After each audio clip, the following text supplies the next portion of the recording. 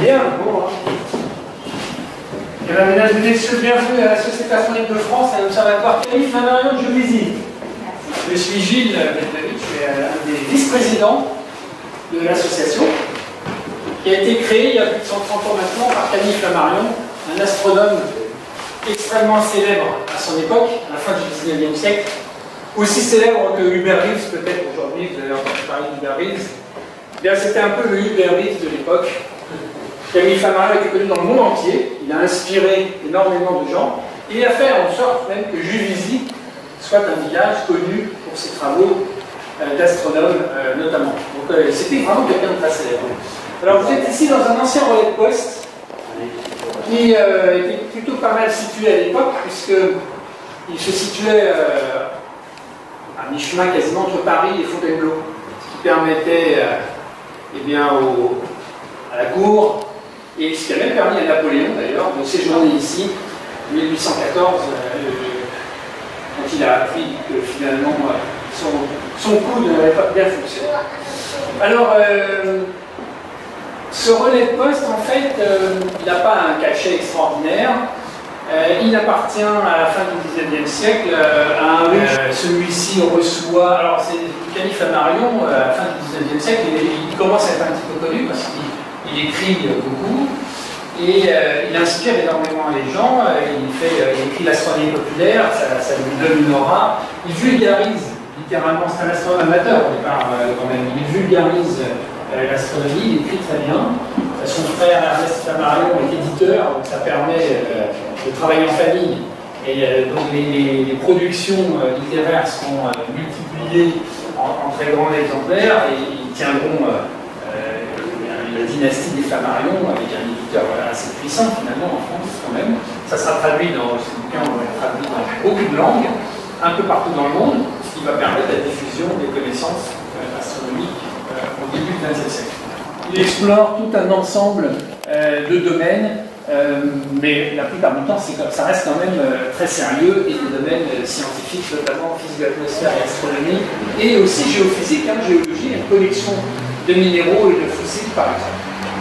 Il reçoit des cadeaux du monde entier, notamment des bouquins ou des fossiles, des pierres à identifier, des météorites, et il reçoit une abondante correspondance. Et aussi beaucoup de correspondances féminines. Les femmes s'enflamment. Quand on s'appelle Flammarion, c'est pas impossible d'enflammer les esprits. Et on a cette correspondance d'ailleurs. On a des milliers, dizaines de milliers de lettres du monde entier. Et puis parmi les lettres, il reçoit plusieurs fois des lettres d'un admirateur qui lui dit « Écoutez, j'ai un domaine à Juvisy, lui Flammarion qui a parlé à ce moment-là, je vous le lègue. » Et puis il n'y porte pas trop attention en fait.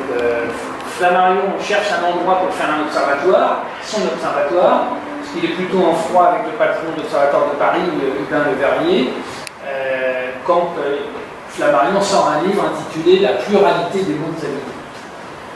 Il prétend, il affirme qu'il est plus que probable que nous ne soyons pas seuls dans l'univers. Ça déplaît à Le Verrier, Le Verrier se fâche avec Flammarion. Donc Flammarion veut son observatoire à lui, dans lequel il pourra s'exprimer librement et faire sa recherche au monde. Et puis ce donateur insiste. Flammarion, on a la correspondance, Flammarion accepte le don, vient visiter ce relais de poste et dit c'est magique en fait, ici c'est parfait.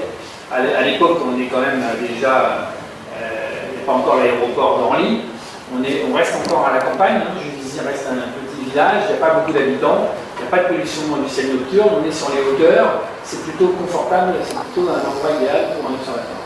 Et donc il fonde l'observatoire Camille Flammarion, une lunette, et il installe cette grande lunette extraordinaire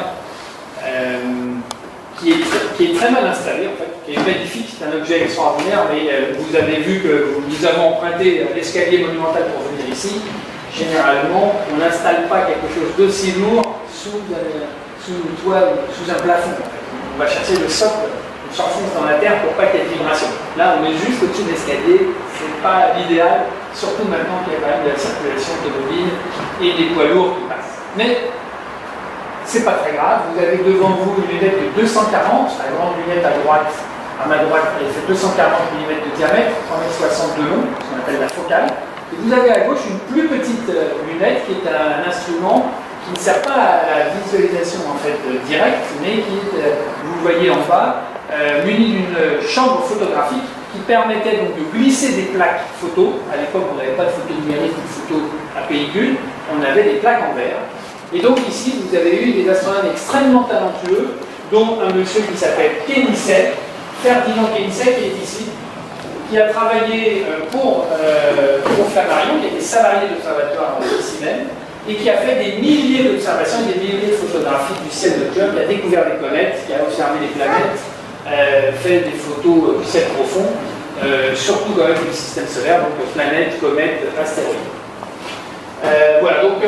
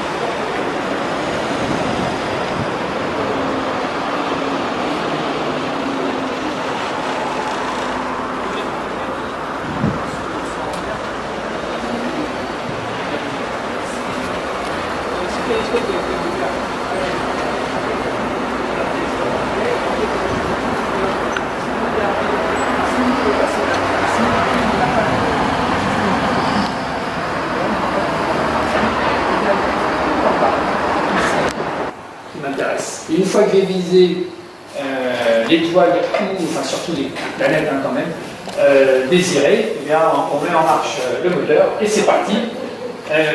On n'a plus rien à faire, juste à regarder, à contempler. On met une caméra, on regarde avec l'œil, ou on dessine, ou on prend des photos.